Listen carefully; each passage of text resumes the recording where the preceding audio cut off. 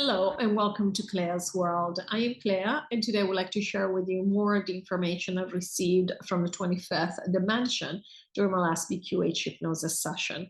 I'll be reading from a transcript of the session, and when I refer to Lorrayne, I'm speaking to my practitioner who's asking me questions I prepared in advance of the session. And when I refer to me, I'm speaking to myself under hypnosis, which means the answers are coming from the 25th. And today we're actually going to be talking about a dream that I had. If you guys have watched any of my previous videos, I do receive a lot of information in dream. That's because it's something that I have always done my entire life. I used to only lucid dream through the age of 17, and then I kind of shut it down willfully because I was never sleeping. I was never fully rested, and it's something that I picked up again in the last, I want to say, couple of years. And I remember all my dreams, and I kind of normally know what they're trying to tell me. However, there are dreams that I like to get feedback on from 25th because they always have a much more deep perspective on things and much more broad perspective on things, and it really is very helpful. So I hope you enjoy these. All right, so Lorrayne here is starting by reading a dream that I had on January 25th. She's reading in the first person, so this is how I wrote it. I don't know if this is relevant, but before falling asleep, I asked to be shown New Earth. And that's one of the things I do. I always ask, well, not always, but sometimes I leave it open and say, hey, show me whatever's most relevant. But I generally do ask to focus on a specific area because I might be, I might have had a hard day or whatever, or I might say, oh, let me see what's going on over there. And this works, so you might want to try it. All right, so I asked to be shown New Earth. What I remember from the dream is that I, in a group of my girlfriends, I think there were 7 or 8 of us, were invited to a wedding. It was a super swanky wedding, and they were making dresses for us. We went to this amazing fashion house, and there were ball gowns ready for us. One of us was singled out, and the designer had her pick a design and made it for her, and it was amazing. But we all had amazing ball gowns. We looked like aristocratic women from the Renaissance. I had a choice of 2 different outfits. One was blue and the other burgundy, and each came with accessories in matching colors, like a purse and a watch casing. I only had one watch, and I put it in the pink casing in the pink purse. But I ended up choosing the blue outfit. When I opened the blue purse and pulled out the blue watch casing, it had cracked because it was empty, so it was fragile. It was unfortunate, but I had decided to wear the blue outfit, so I ended up not wearing a watch. We went to the wedding. This part of the dream was very brief. I know we danced and had an amazing time. There were many people there, but I don't know who got married. Then we were talking after the wedding, saying how much fun we had. I was so happy. Ryan was there. Ryan is a friend and also a member of this community, the only man in our group. We decided to change and go to the mall. Ryan came with us, and also my daughter, who was about 2. At the mall, we stopped to look at a little girl, seeing how pretty she was. We were smiling and happy. But when my daughter went up to her, her dad crouched down to be at her height and put a finger on my daughter's chest and pushed her back. I was upset by this aggressive and unwarranted behavior, and that this man had touched her. And I told him that I understood that he wanted his daughter to be the only one at the center of attention, but there was no need to touch my daughter. I wanted to leave, but my daughter wanted to hang out with the little girl, and the dad did the same thing again. I told Ryan to stand there just in case and to be a witness for what was about to tell the man so I wouldn't get in trouble. I told the man that if he put another finger on my child, I would call security. Then we moved to another spot in the mall. We were in a sitting area, and the man showed up again without his daughter. It was obnoxious. I said he would kill me if I did what I jokingly said I would do, while bantering about something unrelated to him with my friends. I was thinking of calling security, but I thought, what if he has a gun? So we continued putting up with him disrupting our fun. Then we were outside ready to go home, and my dad said to go get the car. But it took a long time to come back, and when he did, my friend Christy was in the front right seat driving, and he was in the back left seat. I thought that's why it took so long, and how inconsiderate it was that they had even stopped to switch seats when we were waiting. Me. Yeah, so basically there is a lot packed into this dream. To start from the beginning, yes, this is relevant to what she asked about New Earth, because basically the second part of the dream, where they all go to the mall, that is the equivalent of New Earth. What she's seeing is that after the wedding, which is the event, in fact, in the wedding, she doesn't even know who got married because nobody was getting married. It is the event, it's the takedown. And please note, because we've had dreams before where Clea didn't feel ready, she said, oh, I don't know if I can afford this gown. I don't know if I want to go. She did go to this wedding. She had a great time. Not only, she was richly dressed. Even the dresses were given to these girls. Basically, they were ready. They were ready and happy and feeling joyous about it. So they went to this wedding. Then what happened in the wedding doesn't matter. That's why it was a quick overview, because that's not the point of the dream. But then they went to, so they were all excited. They moved, basically they changed, and then they went to the mall. The mall again represents New Earth. And basically what it is that they're all happy because of course there was an achievement there. And not only it's a happier place, but what happens is that it's not going to be all about the roses. We said this before.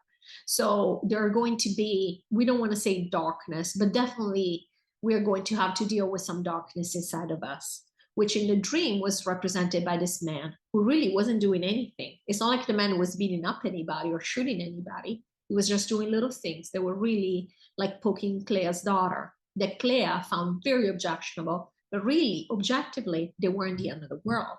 And this is because, again, Clea is going to, like all of us, are going to have to integrate certain things. In fact, if you notice in the dream, Clea's daughter did not have a problem with that.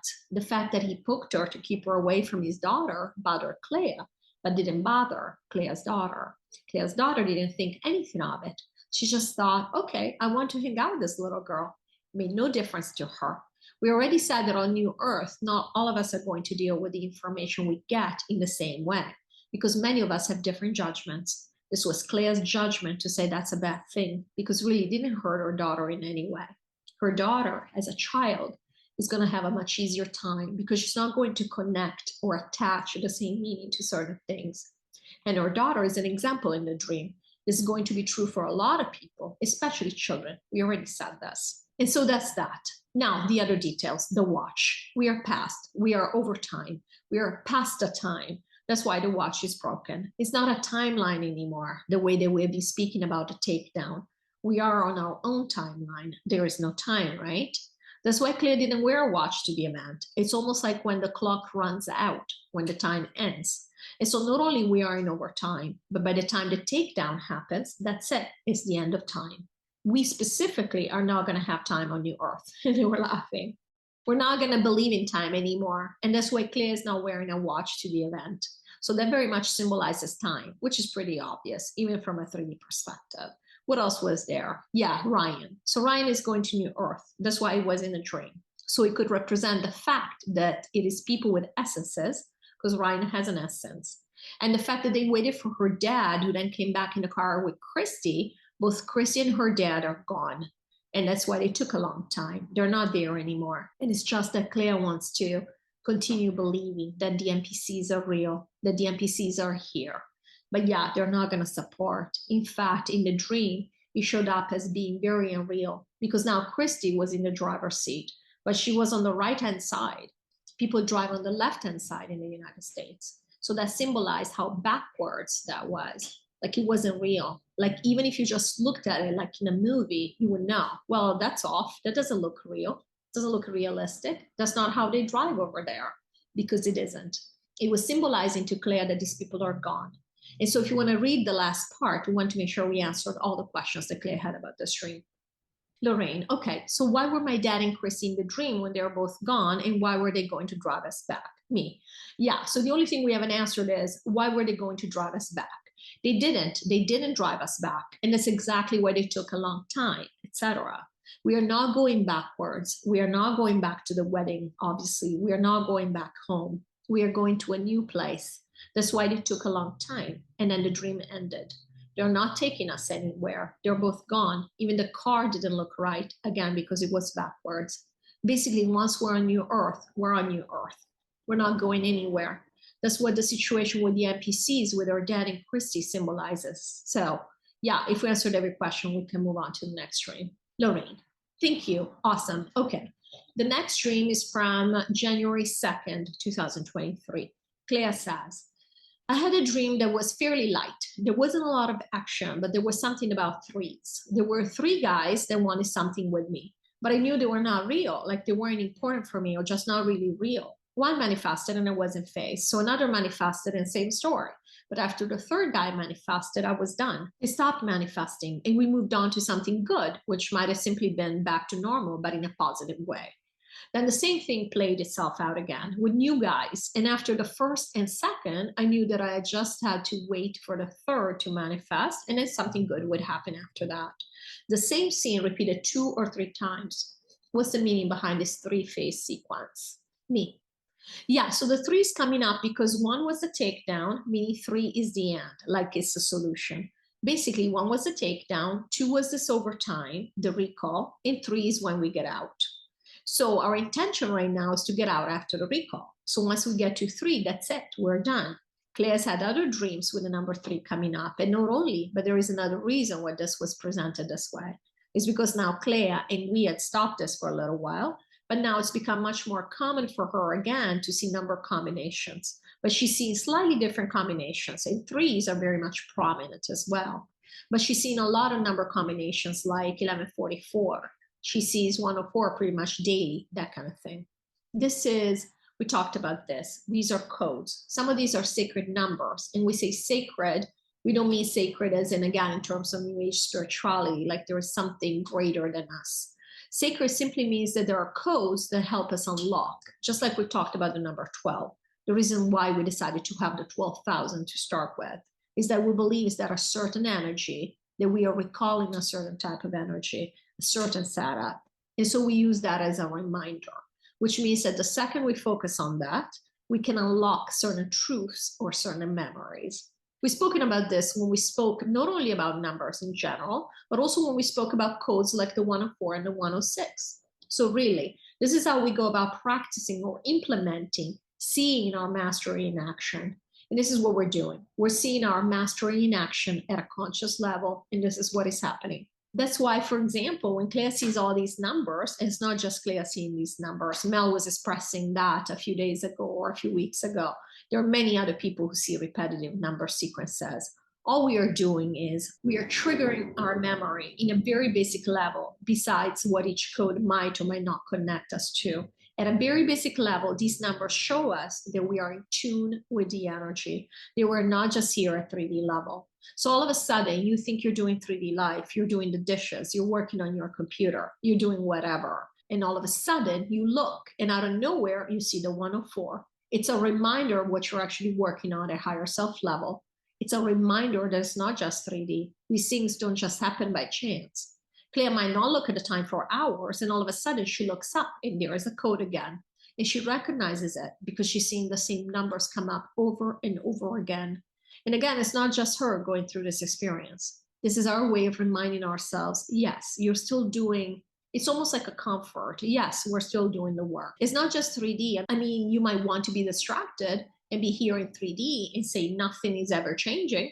There's actually a lot more going on behind the scenes. So that's what's happening. So this dream, again, is showing the 3s because it's focusing on the 3. It's almost like the 3 tasks or the 3 sections of this takedown in this overtime sequence. And the third, she's saying the third is when, once I get to the third, it's over, it's done. And really, it's what it is. After the second one, the recall, basically, that's when we decide, okay, we go. Claire just had a dream similar to this or along the same line. She posted in the Telegram group. She had this dream yesterday or 2 days ago where she said that she was running in this village, in the streets of this village. There were houses everywhere. There was a whole group. She was aware of a lot of people running, and supposedly there were opponents that were chasing them, even though she couldn't see them. And you had to find these buttons that could be anywhere in the city. And she knew that she had found the last one, and she knew that there would be one more, and the one after that would be the one to exit the game. This is what we're referring to, that these are the 3 phases. Lorrayne, interesting. Every time I look at the clock, it's 444, 333, etc. So it's good to understand that it's just reminding us of what we're doing on the back channels. Me. Correct. It's reminding you very simply that you're not 3D. Just because you're looking at the clock and you think, oh, well, this is all real, this is all material. No, even there, your matrix is breaking down. That's a glitch in the matrix, right? I thought that was a great way of putting it. I love it. Lorrayne, in the last several days, Claire's had unusually light and serene dreams. Why has this changed? Me. Yeah, so the quality of her dreams has changed because we had changed tack. You know, it's her. She decided that she wanted to focus on different things. We already discussed the fact that she started with some dark dreams, and she had several of those, and that she did not react very well to some of them. And then when she was dealing with darkness in her dreams, she would keep a distance from them. But she was still doing the work. We already said there is absolutely no judgment in how you do the work. You might completely be oblivious to it, and it would still be perfectly fine. But she was having, because we've also said, a lot of us need to function at 3D level. We cannot allow certain knowledge to seep through right now necessarily, because we will break down. We had an example of the daughter of a community member who had a very challenging dream, and we know that it took a long time for both she and her mother to integrate it. So this is no joke to find out what is actually taking place here, and we've discussed this at length. So anyway, so initially she was doing this kind of work. Then we moved to, for several weeks, we moved to showing her how the team of the light has lived here, has felt here, which has been extreme frustration. And when we say frustration, it doesn't sound like a big deal. But the truth is, in dreams, we already said, that's why we use dreams with Clea, for example. You're living through it, you're feeling it. So it's not just saying, oh, I was frustrated or I was bored, like it's no big deal. It's been very challenging for Clea. She actually has integrated the spark completely, which will be very helpful to her on New Earth, because this was a tough one for her, having been one of the 12,000 and on the team of the light. To see how we've been discarded and even disrespected is how Clea thought of it, and considered to be party poopers. And meanwhile, here we go, because you didn't listen. Now we all have to suffer, kind of thing.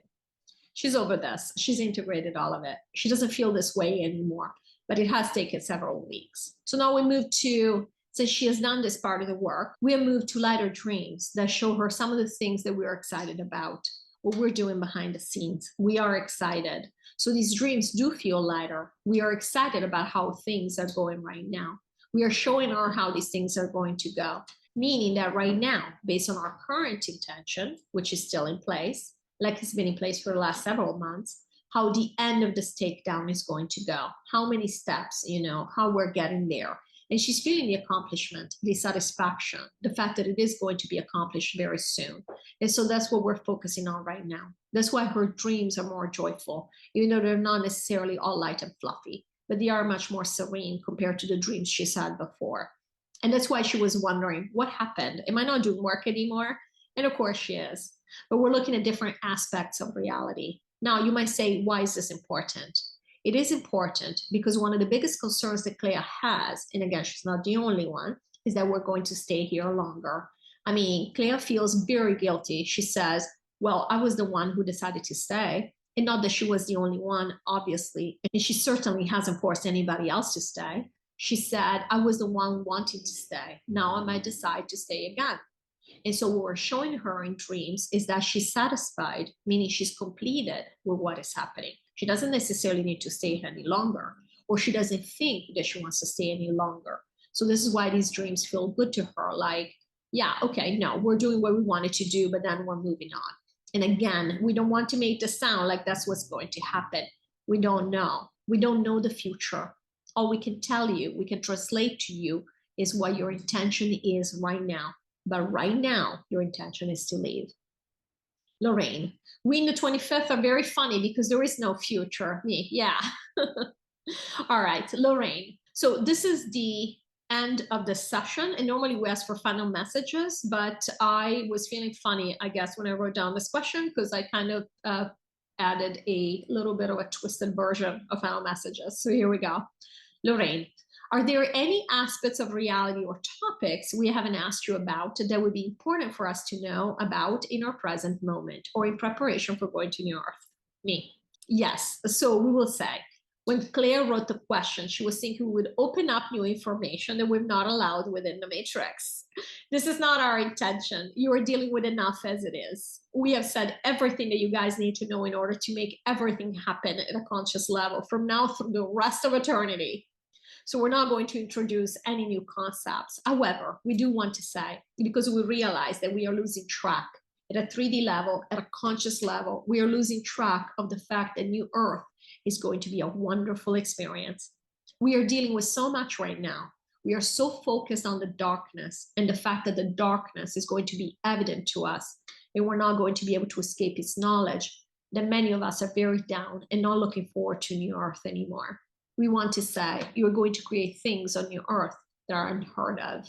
You're going to create, for example, and they're showing me, I'm seeing this visual of all of us in a circle.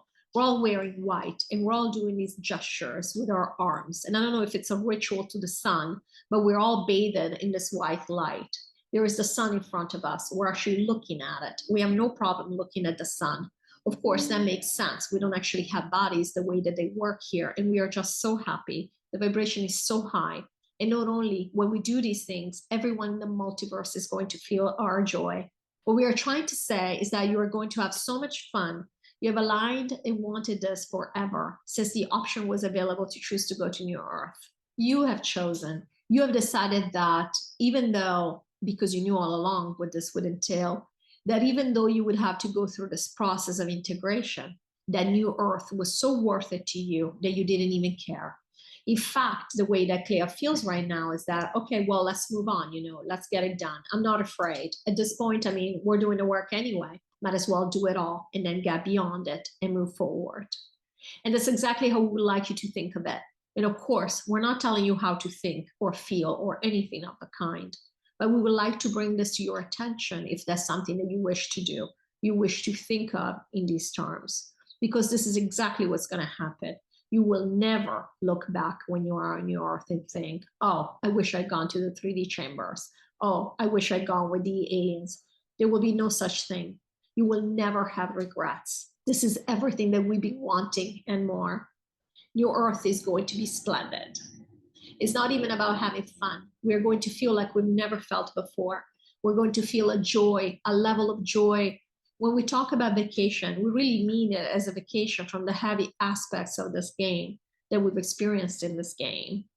We're not even talking about the deep darkness we've experienced on this planet, but in general, because we really don't even know what the apex of joy feels like here. And on New Earth, this will be a daily occurrence. And that's why we said at some point, people will get tired of New Earth too. We're laughing. But we do need that vacation. We need that break, and we want that break. That's why we chose to go to New Earth. So yes, it will be hard for all of us, for some harder than others, but none of us will think, oh, I wish I hadn't done this. It will be so worth it. It's not even a matter of, there will be no question. And so we didn't want to say this. We wanted to highlight this because I know many have lost the excitement thinking about New Earth. And now we talked about why we're losing excitement, because really we're shutting down here.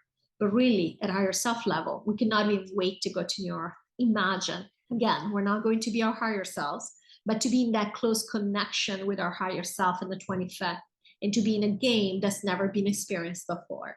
We cannot even wait to go to New Earth, and it's going to be a blast. Lorrayne, I'm so excited. Thank you so much for this experience, and thank you for visiting with us today. I hope you enjoyed this video and this session, and I hope to hear below in the comments what you thought of it, especially of this last part, because I know we've all finding it challenging as we get closer, thinking, how we're going to have to integrate the darkness. There are many things that many of us are going to find very challenging. All of us are going to have trouble of some kind. There's been so much happening on this planet. However, we're all up for it. We chose it because we know we can handle it, and I know we can. So hopefully this is comforting that it will all be worth it, and I have no doubt. All right, thanks again, and I'll see you in the next video. Take care. Bye-bye.